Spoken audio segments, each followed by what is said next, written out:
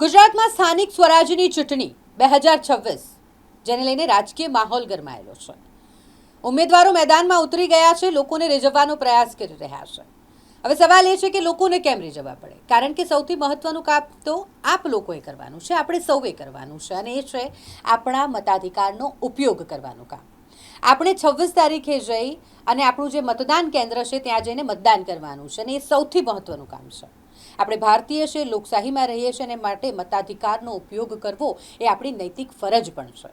આપણે આ મતદાન કરીને આપણા વોર્ડમાં કયા ઉમેદવાર કોર્પોરેટર બનીને કામ કરશે તે નક્કી કરી શકીએ એ અધિકાર આપણી પાસે છે. એટલે આપ સૌ આ અધિકારનો ઉપયોગ કરો અને મતદાન કરવા જાઓ, એ જ અમારી સૌપ્રથમ અપીલ છે. હવે સવાલ એ છે કે મતદાન કઈ રીતે થાય?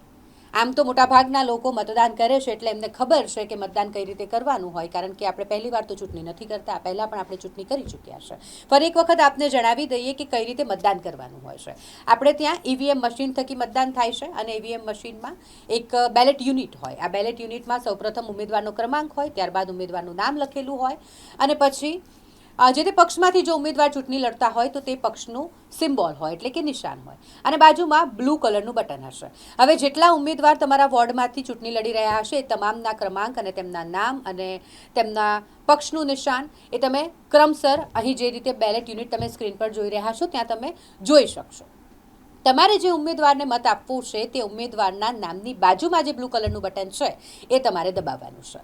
હવે વધારેમાં વધારે તમે 4 મત આપી શકો છો, કારણ કે એક વોર્ડમાંથી 4 કોર્પોરેટર ચૂંટાઈને જતા હોય છે. એટલે તમે વધુમાં વધુ 4 લોકોને મત આપી શકો. એટલે 4 ઉમેદવારને તો તમારે મત આપવાનો જ હોય છે. એટલે તમે 4 ઉમેદવારના નામની આગળ રહેલું જે બ્લુ કલરનું ભૂરા રંગનું બટન છે તેને દબાવો.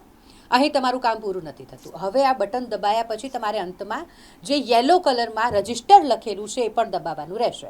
જેવું તમે રજિસ્ટર બટન દબાવશો એટલે બીપ સાઉન્ડ કરીને એક અવાજ આવશે, અને આ અવાજ આવતાની સાથે તમારો મત પહોંચી ગયો છે એ નક્કી થઈ જાય છે. 4 મત આપવા જરૂરી છે એવો સવાલ પણ ઘણા બધા લોકોને થતો હશે. 4 મત તમે આપી શકો છો, વધારેમાં વધારે 4 મત આપી શકો, કારણ કે એક વોર્ડમાંથી 4 જણ હોય છે, પરંતુ 4 કરતાં ઓછા પણ આપી શકો. તમારે કોઈ અન્ય ઉમેદવારને મત નથી આપવો તો તમે 4 કરતાં 3 પણ આપી શકો, 2 પણ આપી શકો, અને 1 પણ આપી શકો. પરંતુ કોઈ પણ ઉમેદવારને જો તમે મત આપો છો, તમે મતદાન રજિસ્ટર કરાવશો તો જ તમારો મત ઉમેદવારને જશે. અને રજિસ્ટર કર્યા પછી જે બીપનો સાઉન્ડ આવે છે એ જ નિશાની છે એ વાતની કે તમારું જે મતદાન છે તે પૂર્ણ થયું છે. હવે તમારા વોર્ડમાંથી જે ઉમેદવારો ઊભા છે તે ઉમેદવારમાંથી તમારે કોઈને પણ મત નથી આપવો, તો પણ તમે મતદાન કરવા જઈ અને તમારા મતાધિકારનો ઉપયોગ કરી અને નોટા બટન દબાવી શકો છો. કારણ કે તમામ ક્રમાંક જે તમે અત્યારે સ્ક્રીન પર જોઈ રહ્યા છો તે ક્રમાંક પ્રમાણે ઉમેદવારોના નામ હશે, અને તેની બાજુમાં બ્લુ કલરનું બટન પણ આપેલું છે જેનાથી તમે મતદાન કરશો. પરંતુ અંતમાં તમે જોશો રજિસ્ટર જે યલો કલરનું બટન છે તેની ઉપર નોટા પણ લખેલું હશે. નોટા એટલે કે કોઈને પણ મત ન આપવો. ઉપર આપેલા એક પણ ઉમેદવારને મત આપવા અમે નથી ઈચ્છતા તો પછી તમે નોટાનો ઉપયોગ કરી શકો છો. નોટા પર તમે દબાવી અને રજિસ્ટર કરશો એટલે કોઈ પણ ઉમેદવારને મત નહીં જાય, અને એ મત નન ઓફ ધી અબવમાં જશે, એટલે કે નોટામાં જશે.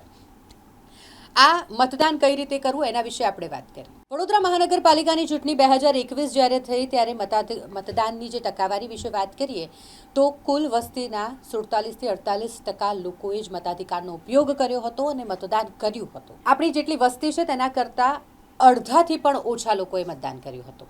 અને જેથી અમારો પ્રયાસ છે કે આ વખતે વધુમાં વધુ લોકો મતદાન કરે, આપણે 100% મતદાન કરીએ તેવો અમારો પ્રયાસ રહેશે. અને માટે તમામ લોકો મતદાન કરવા માટે જાય, પોતાના મતાધિકારનો ઉપયોગ કરે તે માટે સ્પાર્ક ટુડે ન્યૂઝ આપ સૌને અપીલ કરી રહ્યું છે.